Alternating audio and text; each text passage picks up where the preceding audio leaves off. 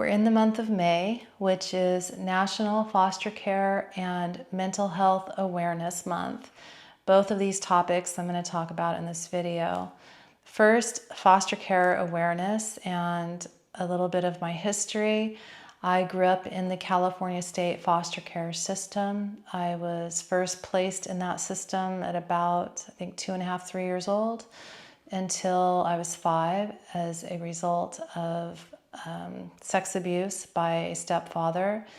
And then I was removed from the system and put to live with my birth mother and the second stepfather, and lived with them until almost 10, so from 5 to 10 years old, and then permanently put into protective custody until I was 18 and aged out of the foster care system. The abuse from 5 to 10 years old was sex abuse, physical abuse, mental, emotional, of course, that goes along with the first two. So I've lived severe abuse, and I understand the results of that abuse through my developmental years that I didn't quite understand as I was going through those years. I didn't have support around me to guide me, like therapy, or to, I just didn't have the support to help me understand why I was so depressed, why I was so scared, why I was, had night terrors, extreme night terrors, panic attacks, anxiety, all the things. And, now I can sit here and talk about it and maybe, make fun of it a bit, but going through it, I just, I didn't know that it was my body's response to severe neglect and abuse that my nervous system did not know how to process. I was not at, the ages that this occurred. I mean, as a toddler, and then from 5, to 10, your developmental years. And it's taken many years now at 58, and having read a lot, gone through therapy. The internet is a great source of information now, but having really dug into myself to understand and look at those years and say, oh my God, okay, that's what was going on. That's why I couldn't stop crying, or that's why my default was to go into crying or to go into withdrawal. The coping mechanisms that I developed to self-soothe, I internalized. Not every child internalizes. Some lash out and become, angry at the world and take it out on everybody. I was more of, I was a child that just withdrew and stayed to myself and, stayed outside, stayed in nature, climbed trees, preferred to be outside rather than inside and what could happen. And so I just wanted to talk, a little bit about this and just raise awareness, because, children, I think, like, what could have changed? What could have helped? If I look back on Tina as a little girl, and some videos I've seen recently on social media, there was a man that was talking about, abuse that he endured. And, when it was asked of him, what could have helped you? And, this grown man, probably close to my age, was talking, and to just be heard, to just have somebody listen and to talk.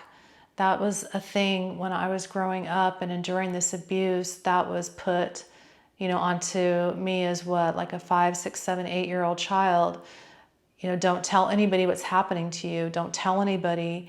You'll break the family apart. You'll break the family apart if you tell somebody. It's asinine, now that I think about it. It's like, oh, okay, yeah, don't tell anybody. I'll just be here to, be your abuse toy, and I just am supposed to shut up about it. I mean, there's so much to that trauma that, having gone through the years to unpack it and understand it and to heal, the damaged parts of myself, that how do I get out of depression, mental health awareness? How do I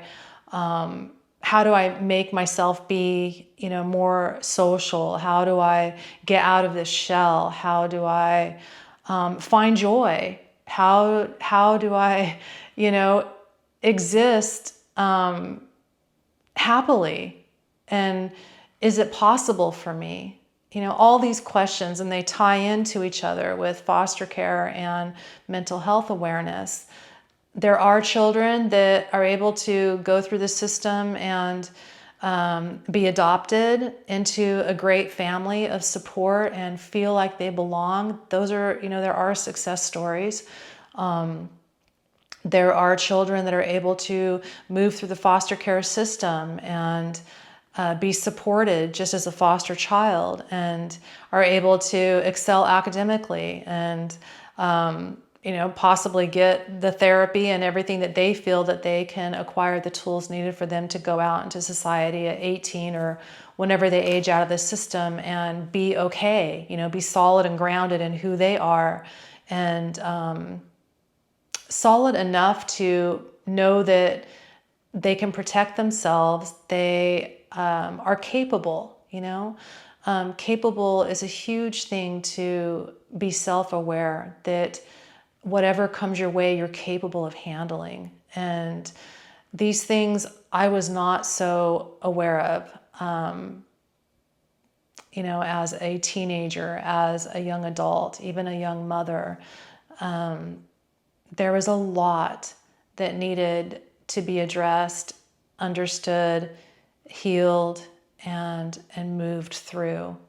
And so, I talk a lot about this on my Patreon. I have gone on this journey of healing essentially my whole life. I worked as a healer for 12 years on the public as a licensed massage therapist, body worker, energy worker. So I have a lot of experience in having lived that extreme abuse and had to pull myself through it, having not been given the support and understanding as a child of, you are severely depressed, you want to unalive yourself because of, not feeling worthy of who you are.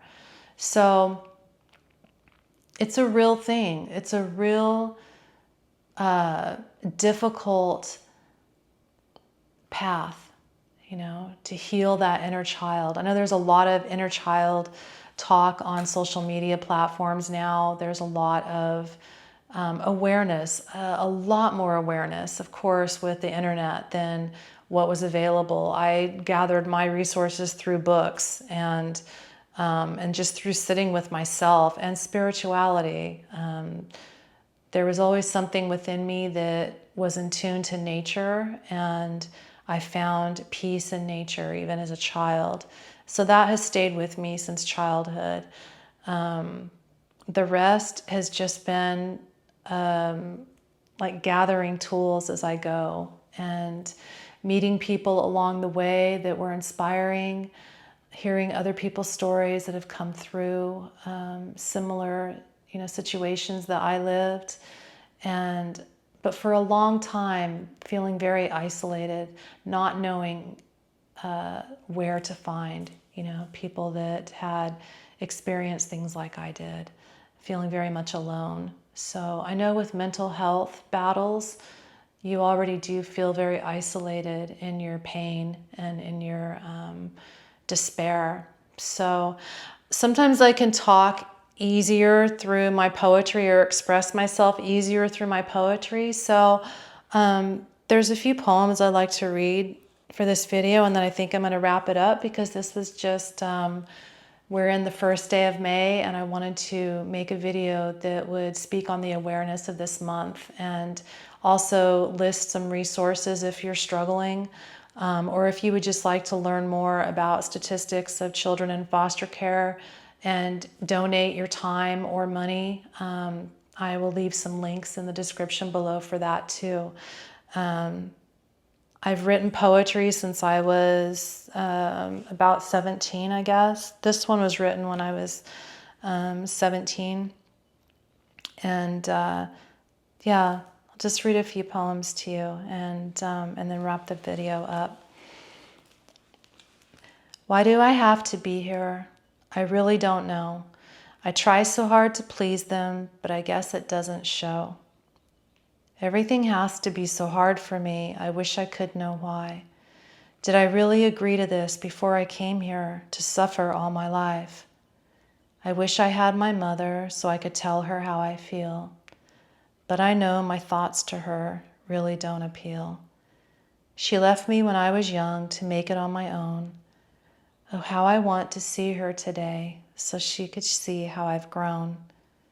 I wish I had a family so that I could have some love, but everyone just tells me to look to my Father above.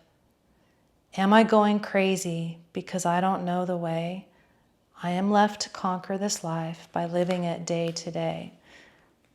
That was me at 17 trying to make sense of the depression, the never-ending depression that I felt just stayed with me and why it was there. And there was nobody to talk to, and there just wasn't a resource of comfort as I grew up. So those were my thoughts as a 17-year-old. Another poem I wrote, being a foster child. I know that I'm not yours, but that doesn't make the hurt of not being wanted go away. I do appreciate your generosity of providing this room where I've stayed. I know it's not your position to help me through this life, but still the acceptance of knowing I'm not wanted around, knowing my things are an annoyance, knowing my smell is an annoyance, knowing my presence is an annoyance. I'll find somewhere else to go, this I know. There are angels out there in human form, helping, watching, offering their homes, not for money nor anything in return, just offering it because they have it to give. They understand that sometimes through the help of friends, I live. I wrote that after I was out of the foster care system, and I did find a friend that, she allowed me to stay in her home sometime and regroup myself.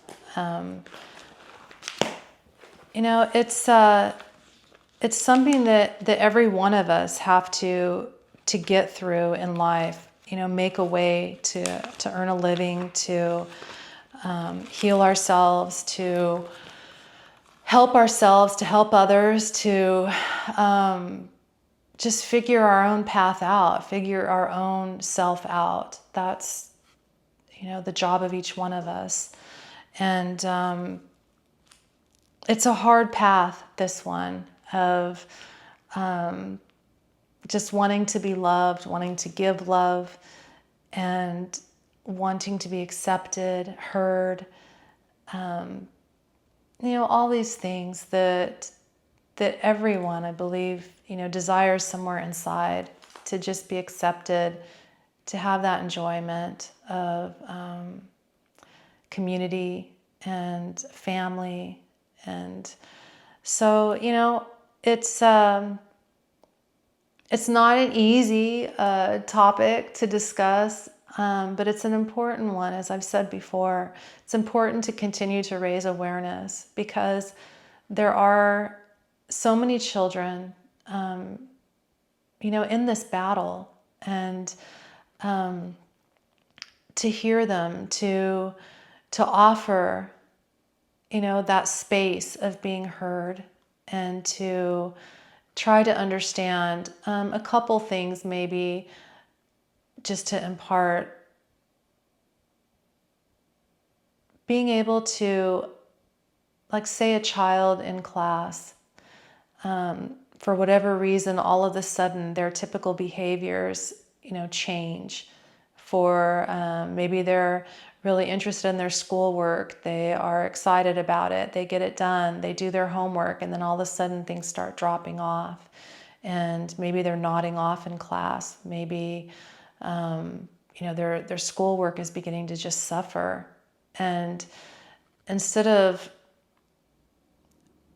reprimanding and coming down hard and what's wrong with you and all these things, and I'm speaking from this experience, it would have been so helpful to have somebody say why.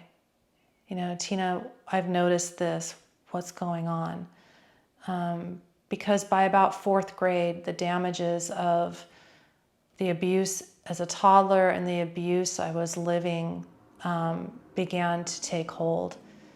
And I developed severe allergies, panic attacks. The panic attacks got me beat, so, which caused more panic. It was a lot to try to process. And again, I want to say, yeah, there's awareness now. There is more awareness, like teachers are aware of things to look for, so much more than 40 years ago. But I can look back and understand now, totally understand why my grades started suffering, why I couldn't focus in class, why, all these things. My nervous system was being so dysregulated. I was just surviving. And I lived many years in survival. I've held jobs. Like I said, I was a healer. I've done accounting. I've done many, many jobs. Some of you know me on the internet through a particular job. I've done many jobs in my life, but there was always the underlying, how can I find that joy? How can I find that happy balance and not have the past just weigh on me? I want to heal this. I want to understand it. And so going back through those memories, and spiritually, I have a very solid grounding of that in my nature, and to apply what I believe, to this life path, and to the reason why I experienced life as I did. It gives me a layer of peace to it, but practicality and reality, to mindfully look at all the things that I lived, to understand, from a mindful place of, oh, that's why that happened at that age. Oh, that's why you couldn't figure things out at that age. Oh, that's why some form of, dyslexia, dysgraphia, I think is what somebody told me it was. I transpose words beginning from the middle to the first when I'm writing at times, and even typing. Like I'll start in the middle of a word instead of the beginning, and then just transpose the first part of it. It's just something I do. Like my mind goes into rhyme. When strong emotions come through, my brain just switches into rhyme. So I know that I'm neurodivergent, but all these years, growing up was like, what's wrong with you is more the question I was asked. So anyway, for the mental health aspect part of this video, and then I'm going to end this, don't want to talk too long. I'm just going to read a poem that I wrote not too long ago, about 5 years ago. And this is what it feels like, an expression of poetry when you have a panic attack, when you have severe anxiety that takes its grip and you're just trying to get through it. So for mental health awareness, this is a poem. Rock steady. Cling to a rock while ocean waves break at my feet. Will they ever stop, or will my maker I meet? Turn to look over my shoulder at the next one coming my way. Maybe this is the one to take me out, blocks the sunlight of today.